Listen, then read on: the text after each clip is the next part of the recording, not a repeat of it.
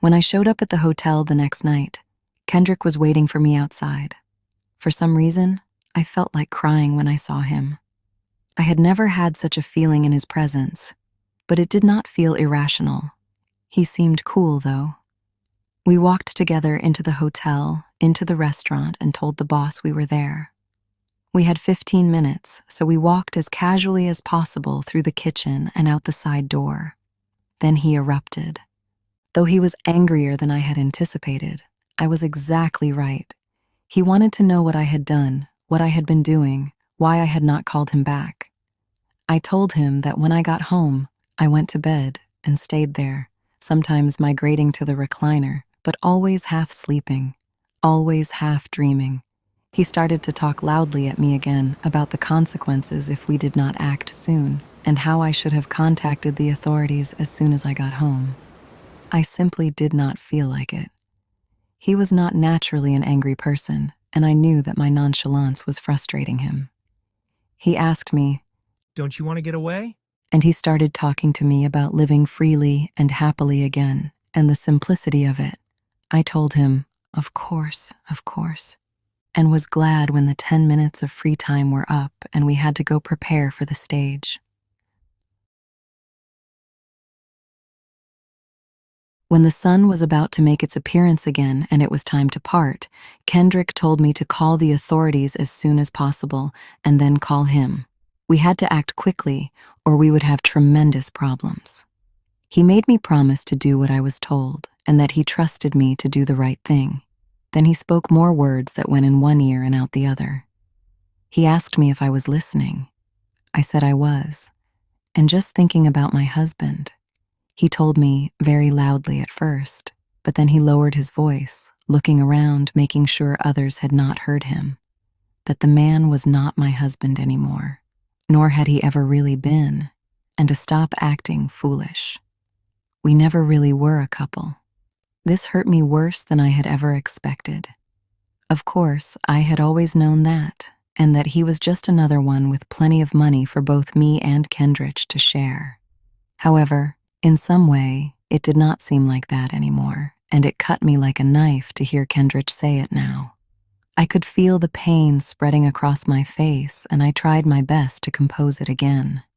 I told him that he was right, and that I knew, without need of a reminder. He asked me if I was all right. I told him I was fine. Then I turned around and walked toward my apartment with conviction. When I walked through the door, I again did not turn on the lights. I closed the door and stood in front of it for a long time, memorizing its patterns and shapes. I ran my fingers across it, wishing I could wedge myself into the cracks and disappear. I stood there long enough for the sun to have jumped higher into the sky by the time I had turned around. I walked slowly towards the phone and picked up the receiver, but instead of dialing 911, I dialed my husband's work number. The secretary picked up and I told her that I was very sorry, but my husband would not be able to return to work, ever, under the pretext that we had to care for a relative and move out of state. I felt bad that we had not given them a 2 weeks' notice, but I figured their company would not crumble to the ground if they were missing one of their employees. Then I walked to my bedroom, an alarm in my head going off again when I passed what lay in plain view. I did not call anybody else, not even Kendrick, but retired to bed, staying on my side and doing my best to fall asleep without being taken over by tears. That night, the most terrible thing happened. My real life started to seep into my dreams, poisoning my sleep with feelings of restlessness and, most remarkably, guilt. Waking up from these dreams filled me with sadness and then made me tremble with wretchedness as I remembered how my husband would hold me whenever I had awoken from a terrible dream. The care that he showed surprised me, drew me in dangerously close, and made me miss the times when he was not by my side. I tried to shove these thoughts out of my head as I prepared for work again. I moved somewhat hastily as I was desperate to leave my apartment as soon as possible. I walked toward the door quickly, turning off lights behind me, but slowed as I came closer to what had been bothering me for a couple of days. Then, I stopped completely. Emotions surged through me like a tidal wave, and I had no idea where they were coming from. In that moment, I did the strangest thing. I turned around without fear and saw, looked at, memorized what lay on the floor. It must have been so easy for Kendrick to do, while just then the thought of it made me crumble violently to the floor. I crawled up to it and, barely knowing what I was doing, touched his cheek. I caressed it, actually. He looked so peaceful. I did not take in the fact that he was cold, or that he was way too still and quiet for his usual exuberant self, or the perfect reddish-purple circle right in the middle of his forehead. I only remembered warm embraces, exchanging words of love, sharing blissful days. I realized then what it was that had been bothering me, sending heat and ice down my spine.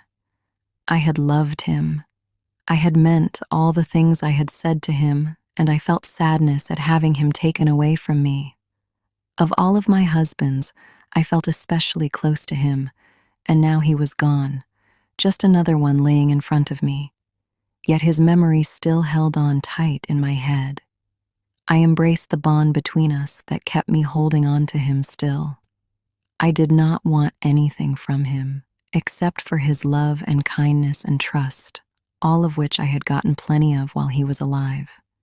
This realization, though, was way too late. I knew I would not have done anything had I realized this earlier anyway. I could not have let Kendrick down, not after all this time. I loved him too, after all. However, my love for him could not even compare to the immense love I had for my most recent husband.